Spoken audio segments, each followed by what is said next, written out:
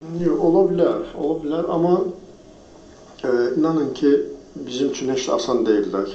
Çünki əlaqüstə biz səfərdə oynayanda bizim belə Avropa oyunundan sonra demək olar ki, bu futbolçuların hazırlıq səviyyəsi bəlkə də bir 30-40% düşür aşağı.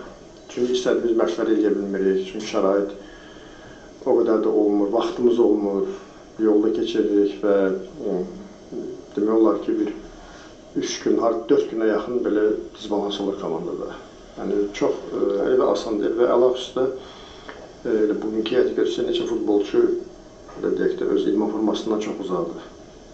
Yəni, mən məsələn, Rami Şedabilski nə qədər vaxtım boyunama onun üçün ilk dəqiqələrdə meydanda olmaq da asan deyil, o idman öz ritminə düşmək, oyun ritminə düşmək. Musa nə qədər vaxt zədədən sonra qayıtmışdı, ilk oyunudur.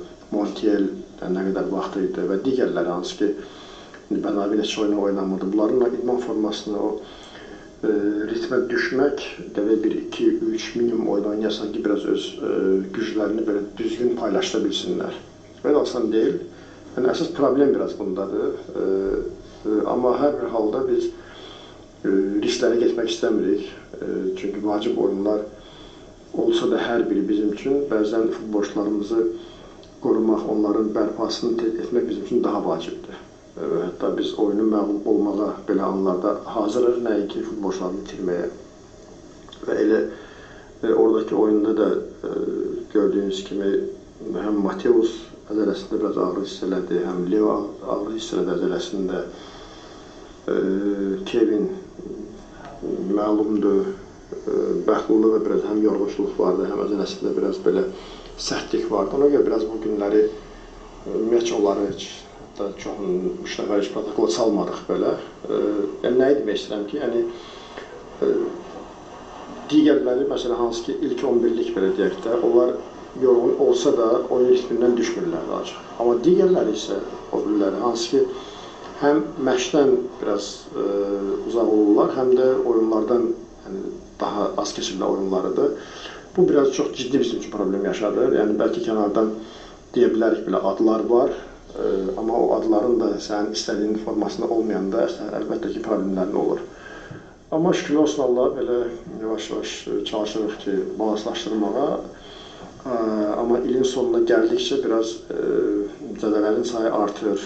Biraz bu ciddi problem olur, hansı ki, əlaqüstə belə vacib oyunlardan öncə. İndi kubok oyunu gəlir, hansı ki, çempionat oyunları gəlir, bizim buraxılmış oyun olacaq. Belə çox, son bilmirəm, saydıq o gündə də 7 oyun, son 20 neçə gündə 7 oyunumuz olacaq. Yəni, bunlar heç də asan deyil, amma hər bir halda bizim üzərimizə böyük məsuliyyət düşür, amma futbolçuların üzərində daha da çox böyük məsuliyyət düşür ki, onlar özlərini belə oyunlara hazırlasınlar.